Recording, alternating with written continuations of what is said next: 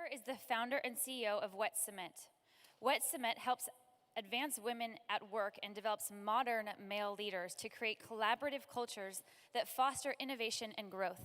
Before launching Wet Cement, Jennifer spent 20 years building teams, go-to-market strategies, and global partnerships at technology and media companies, including PwC, Verizon AOL, WebMD, Yahoo, and more. Please give it up for Jennifer.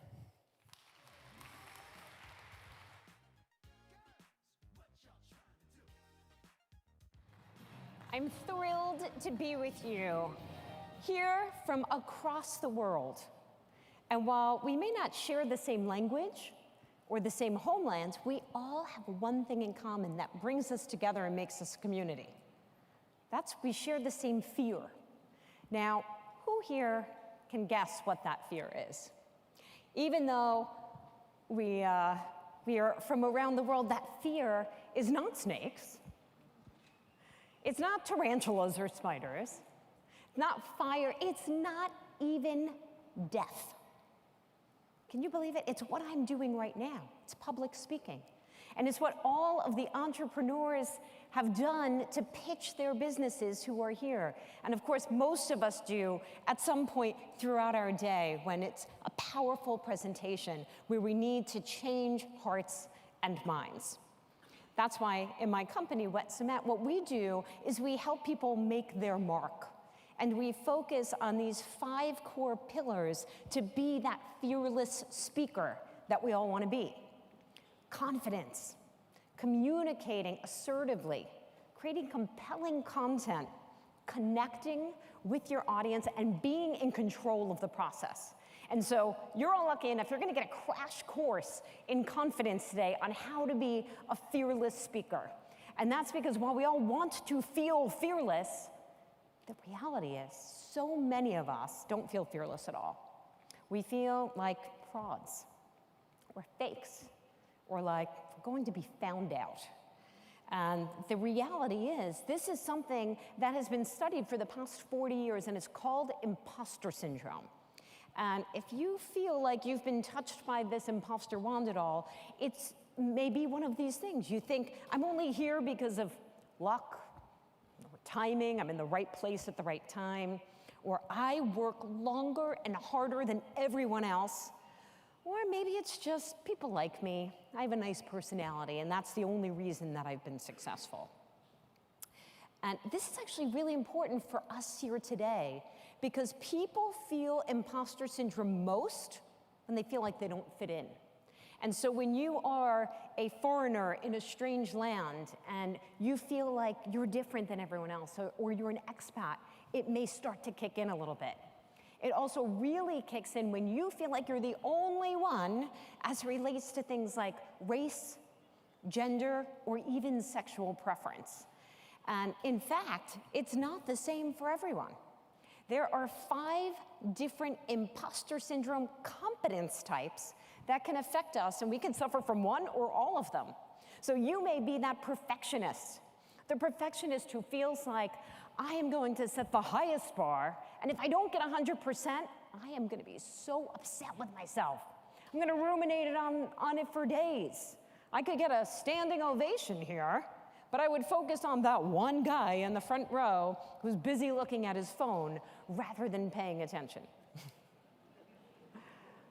It could be that you're a natural genius, that kind of person that things have come relatively easy for you throughout your life. But then when that one project or one business challenge comes up and you don't know how to handle it, you start to think that everybody's gonna find out that maybe I'm really not that good or smart at all. A rugged individualist.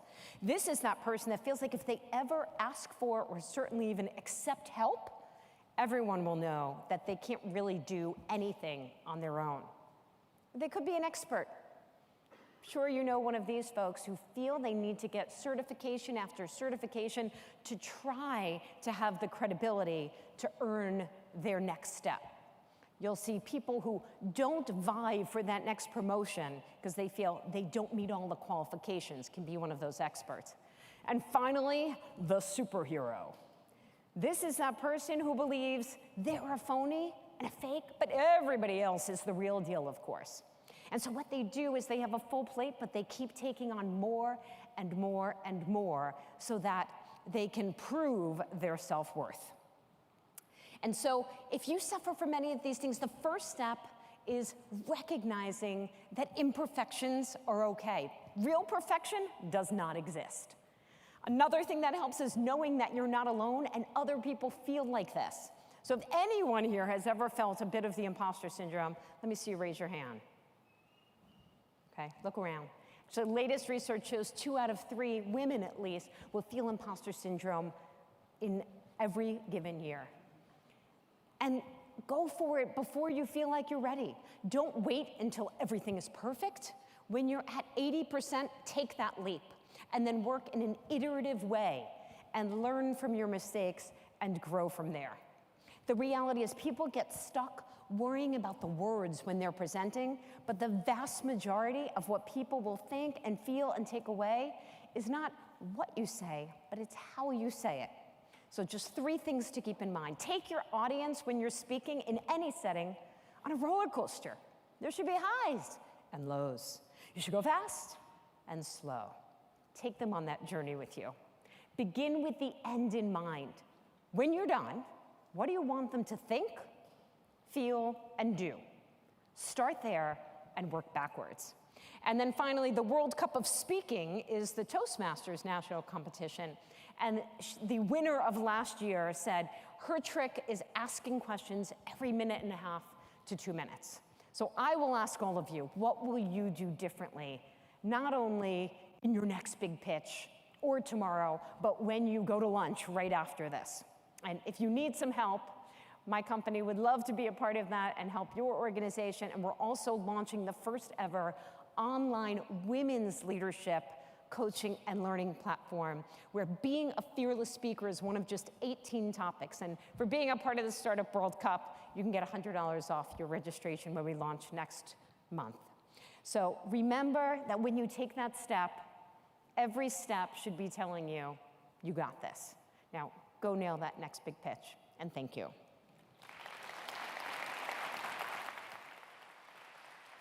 Wow, thank you so much, Jennifer. Something that I feel like and believe that we all needed to hear, and I just personally thank you for that.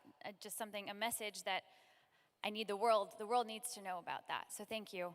I'd like to invite John Lim back up to the stage to give a special appreciation to Jennifer.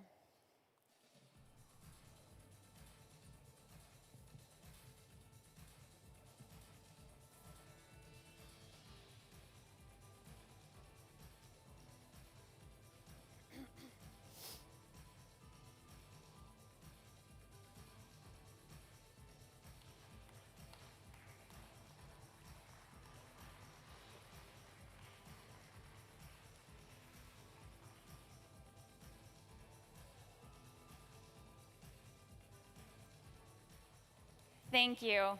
And thank you again, Jennifer, for such an incredible